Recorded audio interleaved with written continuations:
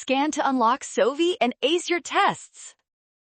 Lewis diagrams for COBR2 are tricky, but we can find the perfect structure by counting valence electrons and checking octets in just 3 simple steps. Carbon provides 4 electrons, oxygen gives 6, and each bromine adds 7, totaling 24 valence electrons. We must ensure our final diagram uses this exact count to be chemically accurate. In option B, carbon is the central atom bonded to oxygen and both bromine atoms. This central placement is essential because carbon is the least electronegative element in this specific molecule.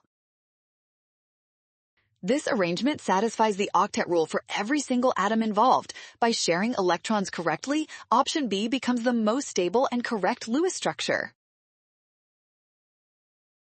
Well done! Option B is correct. Scan the code. You can learn better with Sovi. Avoid rush, trust given values, and check your steps.